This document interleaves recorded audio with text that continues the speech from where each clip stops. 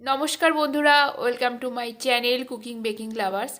আজকের পর্বে তোমাদেরকে শেখাবো ডল কেক। নতুন একটা কেক টিউটোরিয়াল পর্বে তোমাদের অনেক অনেক স্বাগত। শুরু করা যাক আজকের কেক ডেকোরেশন। প্রথমে আমি এক এক করে কী কী ইনগ্রেডিয়েন্টস লাগবে সেটা মেপে নেব। প্রথমে আমি তৈরি করব কেকের রেসপন্স রেডি করার জন্য আজকে আমি দুটো ডিম নিয়েছি। ডিমের সাথে এক এক করে ময়দাটা আমি মেজারমেন্ট করেছি। আর একটা ডিমে কতটা ময়দা লাগবে, কতটা কোকো পাউডার লাগবে, সমস্ত কিছু কিন্তু আমি ফর্মুলার সাথে একটা ভিডিও আপলোড করে দিয়েছি। ওটা আমি ডিসক্রিপশানে লিঙ্ক দিয়ে দেবো। তো যেহেতু আমি দুটো ডিম দিয়ে কেকের রেসপন্স রেডি করছি, তার জন্য আমি এখানে নিয়ে নেব 50 গ্রাম ময়দা আর নিয়ে নেবো 10 গ্রাম কোকো পাউডার। এখানে আমি ডার্ক কোকো পাউডার অ্যাড করেছি। 2 গ্রামের মতো দিয়ে দেবো বেকিং পাউডার, 2 গ্রামের মতো অ্যাড করব ভ্যানিলা পাউডার, 2 গ্রামের মতো অ্যাড করেছি আমি মিল্ক পাউডার। এরপরে আমি দুটো ডিম একটা বাটির মধ্যে এক এক করে ফাটিয়ে অন্য একটা বাটিতে দিচ্ছি। একসাথে কিন্তু একটা বাটির মধ্যে আমি দুটো ডিম ফাটাবো না। অনেক সময় কোনো একটা ডিম পচা থাকতে পারে, তো যে ডিমটা ভালো আছে তার মধ্যে পচা ডিমটা পড়ে গেলে কিন্তু আমার ডিমটা খারাপ হয়ে যাবে। তার জন্য আমি আলাদা আলাদা সেপারেট করে নিলাম। এরপর ইলেকট্রিক হ্যান্ড মিটারের সাহায্যে ডিমের ফোমটা রেডি করব। প্রথম লো স্পিডে 1 মিনিটের জন্য ফেটাবো, তারপর ধীরে ধীরে চিনি অ্যাড করব। আর চিনিটা আমি নিয়েছি এখানে 50 গ্রাম চিনি, আমি দানাযুক্ত চিনি নিয়েছি। তোমরা চাইলে চিনিটা গুঁড়ো করে নিতে পারো, তাহলে কিন্তু তোমাদের ডিমের ফোমের মধ্যে চিনিটা খুব তাড়াতাড়ি চিনিটা কিন্তু একেবারে ডিমের ফোমের মধ্যে দিয়ে দেবো না, তাহলে ডিমের ফোমটা কিন্তু একদম পাতলা হয়ে যাবে, ফোম টাইপের ক্রিয়েট হবে না। তার জন্য চিনিটা কিন্তু অল্প অল্প করে দেবো আর ইলেকট্রিক হ্যান্ড মিটারের সাহায্যে ফেটাতে থাকবো। আর ইলেকট্রিক হ্যান্ড মিটারের স্পিডটা আমি মিডিয়াম রেখেছি, এখানে মিডিয়াম স্পিডে ফেটিয়ে নিচ্ছি। ফেটানো হয়ে গেলে এর মধ্যে আমি অ্যাড করব কেক জেল। ডিম চিনিটা সম্পূর্ণ মিশে গেলে এর মধ্যে আমি অ্যাড করব 2 গ্রাম কেক জেল। আজকে আমি টাওয়ার কোম্পানির কেক জেল অ্যাড করেছি। তোমাদের কাছে যে ব্র্যান্ডের কেক জেল আছে সেটা অ্যাড করতে পারো। আবার কেক জেল না অ্যাড করেও এরকম ফর্মের মধ্যে কিন্তু তোমরা ড্রাই উপকরণ মিশিয়েও কেকের রেসপন্সটা রেডি করতে পারো, কোনো অসুবিধা হবে না। তাহলে আমি তোমাদের নেক্সট ভিডিওতে দেখিয়ে দেবো কী করে মানে কেক জেল ছাড়া কেকের রেসপন্স রেডি করবে। এরপর এক এক করে আমি এখানে এসেন্স অ্যাড করছি। প্রথমে ভ্যানিলা এসেন্স দিলাম, চকলেট এসেন্স, মিল্ক এসেন্স। এই 3 রকমের এসেন্স কিন্তু অবশ্যই তোমরা অ্যাড করবে, তাহলে তোমাদের ডিমের গন্ধটা আসবে না। এবারে আসি মিল্ক এসেন্সটা সবার কাছে হয়তো অ্যাভেলেবেল থাকবে না। তোমরা মিল্ক এসেন্সের বদলে ডিয়ারি মিল্ক, যে ডিয়ারি মিল্ক আমরা চকলেট খাই, সেই ডিয়ারি মিল্ক এসেন্সটাও কিন্তু অন ড্রপ মতো অ্যাড করতে পারো। এটা বিভিন্ন ধরনের কেক অনলাইন কিংবা কেক র ম্যাটেরিয়াল শপে কিন্তু অ্যাভেলেবেল আছে। এরপর শুকনো উপকরণগুলো আমি চেলে নিচ্ছি। তোমরা চাইলে আলাদা পাত্রেও চেলে নিতে পারো। আমি কেক ফোমের উপরে চেলে নিলাম। নিয়ে শুকনো উপকরণগুলো একটা স্প্যাচুলার সাহায্যে মিশিয়ে নেব। যদি এই শুকনো উপকরণগুলো চেলে নেওয়ার পরেই যদি আমরা ইলেকট্রিক হ্যান্ড মিটারটা চালাই, তাহলে আমাদের অনেকটা ময়দাটা উড়ে যায়। তার জন্য আমি অল্প করে স্প্যাচুলার সাহায্যে মিশিয়ে নিয়ে ইলেকট্রিক হ্যান্ড বিটারের সাহায্যে মিক্সড করব। এখানে ইলেকট্রিক হ্যান্ড বিটারের স্পিডটা একদম লো রাখবো, না মিডিয়াম রাখবো, না হাই রাখবো। এরপর এখানে আমি অ্যাড করছি 10 গ্রাম রিফাইন তেল। রিফাইন তেলই অ্যাড করবে, কোনো রকম গন্ধযুক্ত তেল তোমরা অ্যাড করবে না। রিফাইন তেলের বদলে তোমরা চাইলে মেল্টেড বাটার 10 গ্রামও অ্যাড করতে পারো, কিন্তু যেহেতু আমি কেকের স্পঞ্জ রেডি করছি সেখানে মেল্টেড বাটার না ইউজ করে তোমরা রিফাইন তেল অ্যাড করবে। রিফাইন তেলটা অ্যাড হয়ে গেলে আবারও আমি 1-2-3 সেকেন্ডের মতো এখানে ইলেকট্রিক বিটারটা ঘুরিয়ে নেব লো স্পিডে। সবার লাস্ট স্প্যাচুলারের সাহায্যে উপর নিচ করে মিশিয়ে নেব, যাতে সমস্ত উপকরণ আমাদের ভালো করে মিশে যায়। আজকে যেহেতু ডল কেক রেডি করছি, তার জন্য আমি ডল কেকের মোল্ড নিয়েছি। তোমাদের কাছে যদি মোল্ড না থাকে, তাহলে মোল্ড ছাড়াও কী করে ডল কেক রেডি করতে হয় আমার চ্যানেলে অলরেডি আপলোড করা আছে, সেটাও আমি ডিসক্রিপশানে দিয়ে দেবো। এবার আমার বাটির মধ্যে যতটা ব্যাটার আছে আমি কেক মোল্ডের মধ্যে দিয়ে দিলাম। আজকে যে যে ইনগ্রিডিয়েন্টসগুলো আমি ব্যবহার করছি সমস্ত কিছু আমি ডিসক্রিপশানে কতটা গ্রাম কতটা কাপ সমস্ত মেজারমেন্টের সাথে কিন্তু আমি দিয়ে দেবো, গ্রামের সাথে কাপও আমি দিয়ে দেবো। আজকের কেকের স্পঞ্জ আমি গ্যাসের চুলায় বেক করব, তার জন্য গ্যাসটা জ্বালিয়ে আমি হাঁড়ি বসিয়ে স্ট্যান্ড বসিয়ে দিলাম। তারপর ডল কেকের টিনটা রেখে দেবো। দেখো বন্ধুরা, আজকে কিন্তু আমি কোনোভাবে গ্যাস আগে থেকে ওভেনটা প্রিহিট করিনি। ওভেন বলতে হাঁড়িটাকে তোমরা কিন্তু এরকম ডাইরেক্টলি টিনটা দিয়ে তারপরে কিন্তু কভার করে 30 মিনিটের জন্য কেক স্পঞ্জ বেক করতে পারো, এতে কোনো অসুবিধা হয় না। তো এখানে আমি 30 মিনিট পরেই কেকের স্পঞ্জটা হয়েছে কিনা চেক করব। তার জন্য আমি একটা টুথপিক নিয়েছি।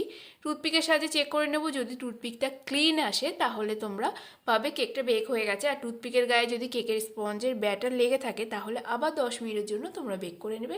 আর সবসময় মনে রাখবে, যখন আমরা বেকিং করব হাঁড়িতে কিংবা ওটিজিতে, তখন কিন্তু 10 মিনিট পর পর কিন্তু আমরা বারবার করে হাঁড়ির ঢাকনা বা ওটিজির ঢাকনা খুলবো না। এতে আমাদের কেকের স্পঞ্জটা রাইজিং হতে কিন্তু অসুবিধা হবে। মিনিমাম আমরা 30 মিনিট পরে কোনো কেকটা চেক করব।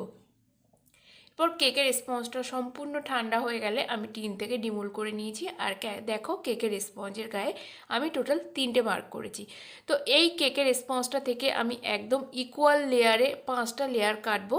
তোমরা দেখেই বুঝতে পারছো কেকের স্পঞ্জের লেয়ার এক একটা আমি কতটা মোটা রেখেছি। আমি সবসময় চেষ্টা করি 1/2 ইঞ্চি মতো এক একটা কেকের স্পঞ্জ মোটা। এখানে আমার চকলেট কেকের স্পঞ্জগুলো সম্পূর্ণ কাটা হয়ে গেছে। এরপর চলো কতটা গানাশ লাগবে কেকটা ডেকোরেশন করার জন্য। 180 গ্রাম মতো আমি এখানে গানাশ নিয়েছি। আর 243 গ্রাম এটা আমার ছিল লেফট ওভার ক্রিম, কিন্তু 243 গ্রাম ক্রিমে কিন্তু আমার পুরো কেকটা কভার হবে না। পরে আমি 100 গ্রামের মতো ক্রিম অল্প করে ফেটাবো, সেটা আমি পরে দেখাচ্ছি। এরপর ক্রিম আর চকলেট গানাশ ফেটিয়ে আমি চকলেট ক্রিমটা রেডি করে নিলাম, নিয়ে পাইপিং ব্যাগের মধ্যে ভরে নিচ্ছি এক এক করে। এরপরে করব ডল কেকের লেয়ারিং। তো ডল কেক লেয়ারিং করার জন্য সবার প্রথম কেকের যে টপ লেয়ারটা থাকে সেটাকেই কিন্তু আমি রাখবো, মানে পুরো ব্যাপারটাই উল্টে যাবে। কেকের একটা স্পঞ্জ রেখে ভালো করে সোক করে নেব। এখানে কিন্তু ওভার সোকিংও করব না। এক্সট্রা ময়েস্ট হলে কিন্তু জলের পরিমাণটা বেশি হয়ে গেলে যখন আমরা ক্রিম কোটিং করব, অনেক সময় দেখবে যে জলের পরিমাণ বেশি হয়ে গেলে ক্রিম ভেদ করে কিন্তু জল বেরিয়ে আসে। তো জলটা এক্সট্রা ময়েস্ট করব না, যতটা দরকার ততটাই আমরা কেকটাকে ময়েস্ট করব। এখানে নর্মাল জল দিয়ে সোক করেছি, তোমরা চাইলে চিনি আর জল মিশিয়ে সুগার সিরাপ দিয়েও সেটাকে সোক করতে পারো। এক একটা লেয়ারে আমি সোক করে দিচ্ছি চকলেট গানাশ, তারপরে আবার চকলেট ক্রিম, তার মধ্যেও আবার চকলেট গানাশ 1 চামচ করে দিচ্ছি। এইভাবে আমি কেকের 5টা লেয়ার কমপ্লিট করব।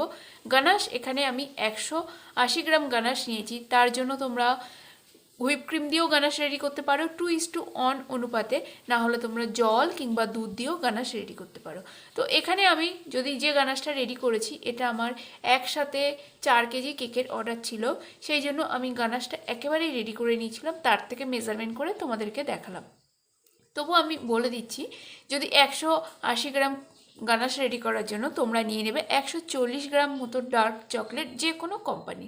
তার সাথে তোমরা অ্যাড করবে 40 গ্রাম জল কিংবা গরম দুধ। একদম ফুটন্ত জল যদি ডার্ক চকলেটের মধ্যে অ্যাড করে দাও, স্প্যাচুলারের সাহায্যে খুব ভালো করে ফেটিয়ে নেবে, দেখবে খুব সুন্দর একটা শাইনিং কিন্তু তোমাদের চকলেট গানাশের মধ্যে চলে আসছে।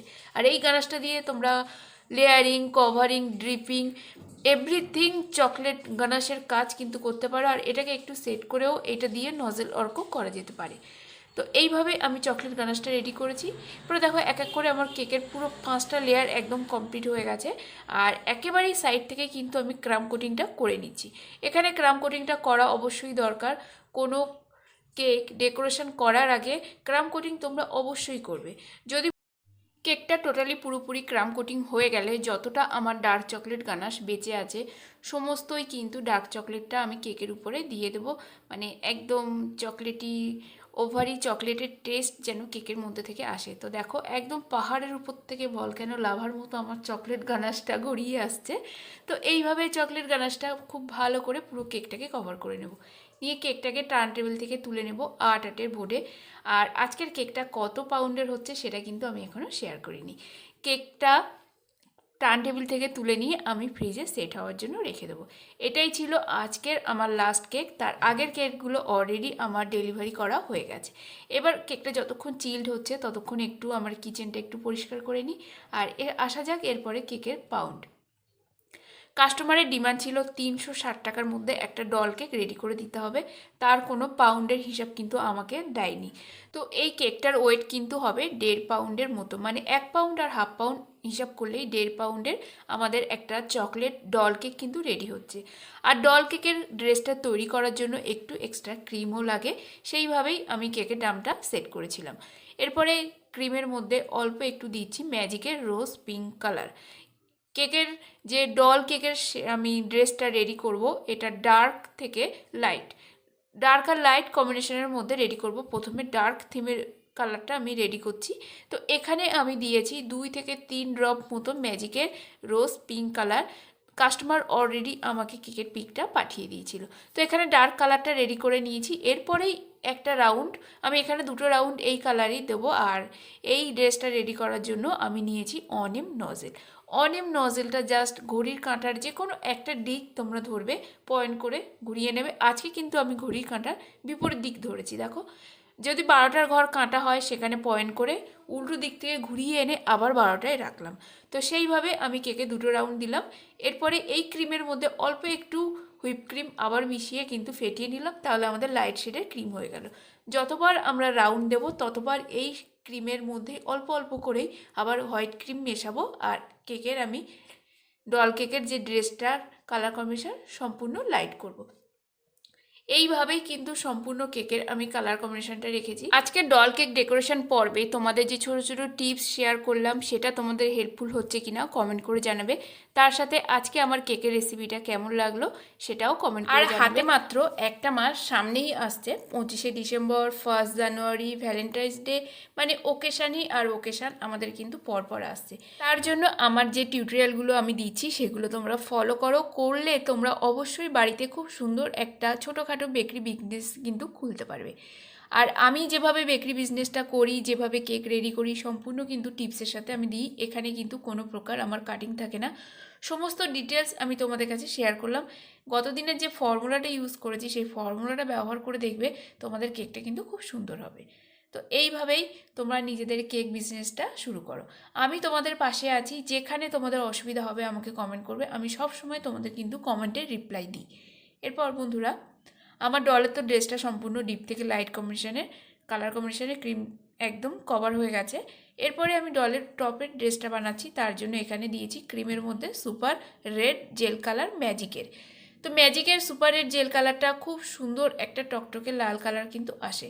আর এখানে ড্রেসটা আমার কমপ্লিট হয়ে গেছে। আর ডলের সম্পূর্ণ লুকটা কেমন এসছে তোমাদেরকে এবার দেখাচ্ছি। কিছু কিছু আমি দিয়েছিলাম এডিবল গোল্ডেন বল, এই গোল্ডেন বলগুলোর জন্য ডলের ড্রেসটা আরও সুন্দর লাগছে। এরপর আমি কেকের খরচ, তো দেখো আমি কেকের স্পঞ্জ পড়েছে 33 টাকা, গানাশ 50 টাকা, যে হুইপ ক্রিম ব্যবহার করেছি সেটা পড়েছে 43 টাকা, ডল দাম 20 টাকা, বক্স যেহেতু ডল কেকের বক্স আমার 2খানা লাগে 20 টাকা, বেস টপার নাইফ সব কিছু মিলেই আমার দাম ফেলেছি। আর কেকটার আমার দাম হচ্ছে 177, আর কেকটাকে আমি বিক্রি করেছি 360 টাকায়। তাহলে আজকের মতো ভিডিওটি এখানেই শেষ করছি। দেখা হবে নতুন একটা কেক ডেকোরেশন পর্বে। ততক্ষণ সবাই ভালো থাকবে, সুস্থ থাকবে। আর আমার কেক ডেকোরেশন ভিডিওটি কেমন লাগলো সেটা কমেন্ট করে জানাতে ভুলো না। তার সাথে আমার চ্যানেলটাকে প্রচুর প্রচুর শেয়ার করো। Thanks for watching my YouTube channel. Take care and bye by.